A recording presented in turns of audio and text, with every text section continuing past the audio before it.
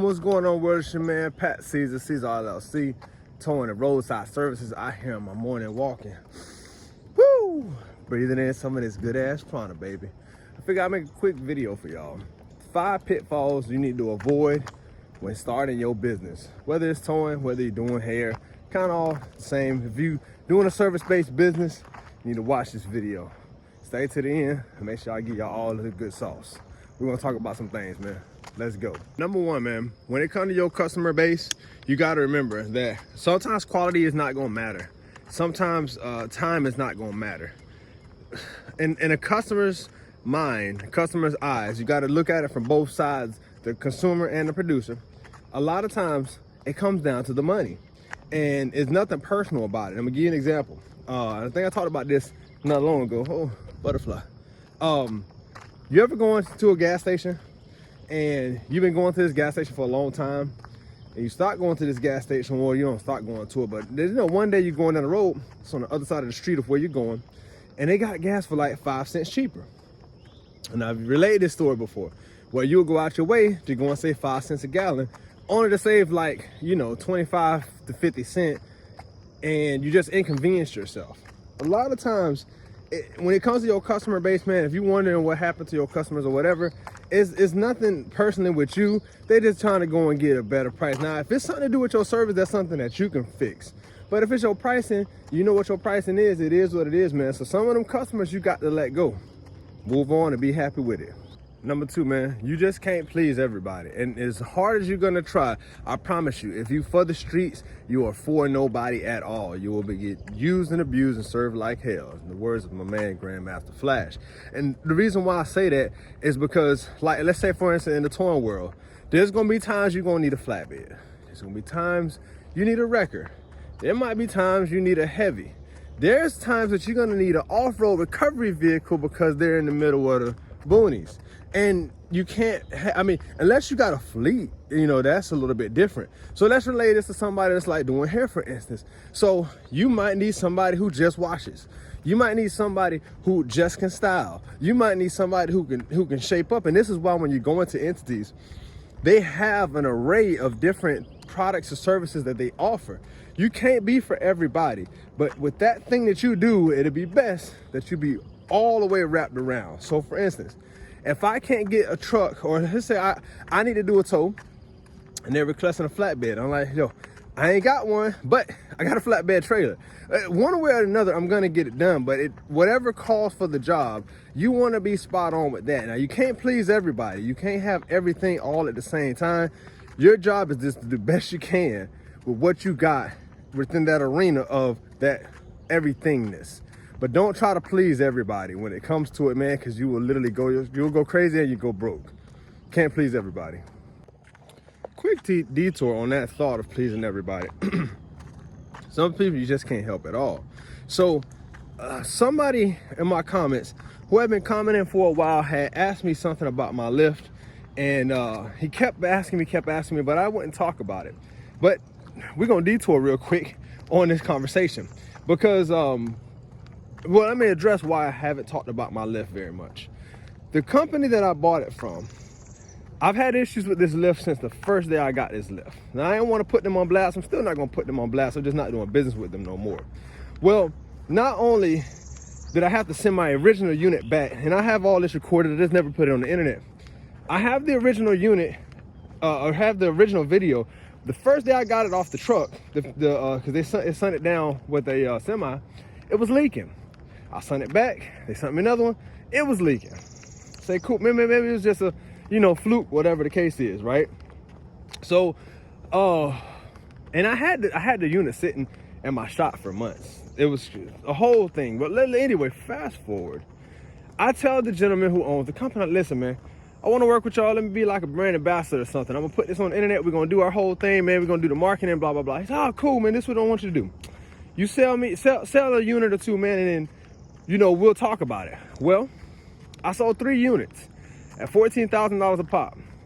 And foolish me, I didn't get none of this in writing. So when I called the guy back, I'm like, hey, bro, so I done sent you those 3 customers, man. And it was in a month. Mind you, it was a month. So 3 people I sold on this unit that I had no equity stake in. And the guy like basically sent me an email because he stopped answering the phone. He's like, hey man, I appreciate that, man. That's really good, man. You know, keep on doing your work and keep on doing your. I'm like, whoa, hold on. Now listen, I ain't getting nothing. I understand you ain't going to give me nothing now, but we're supposed to be talking and meeting and having this whole thing about me promoting the brand. And he literally went cold on me. I'm like, wow, I just put almost $40-something thousand in this dude's pocket, and he literally just cut cold turkey.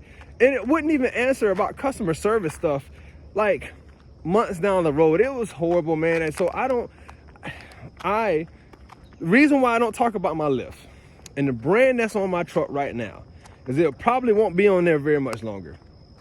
Looking for something else right now. And again, I'm not gonna badmouth them, but the truth of the matter is, and I got all this in email and all this, so I have all the receipts of what I'm saying. I'm not just talking just to talk. But the reason why I haven't addressed it, and the reason why I don't talk about it, is because I'm very disappointed in the company. I'm very disappointed in the performance of the unit. It works because I make it work, not because it's actually that great of a unit.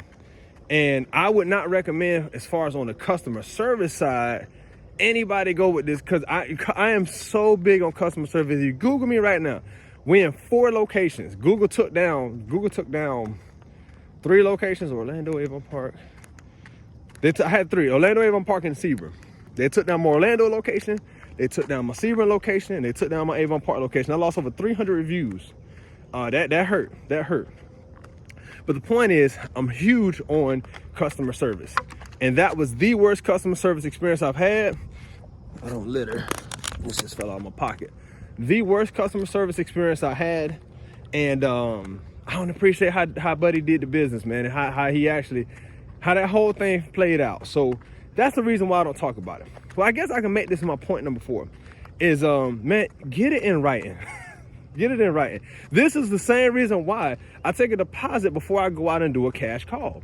It's different for a motor club, because working a motor club is kind of like working a job, because you do the service, they cut the check when they get ready to, right? Cash call, you're going to get money right then and there. I prefer to get it beforehand. Call me AAA, get my advance in advance, you feel me? Get that everything in writing. And if you are going to do a service, this would be number 3 and 4, I guess. Get everything in writing and get a deposit up front, or get the full thing up front. But make sure you get paid for your services, and make sure if you don't get paid for those services, there is a recoil where you can eventually get something from it. You don't want to be out here looking like a fool doing something for nothing. I'm gonna leave y'all with this tip number 5, man.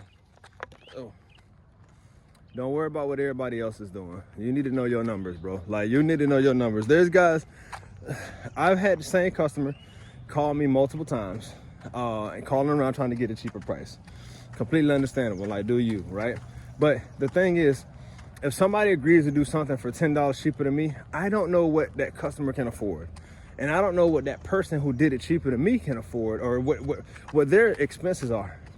At the end of the day, the bottom line that matters is your bottom line.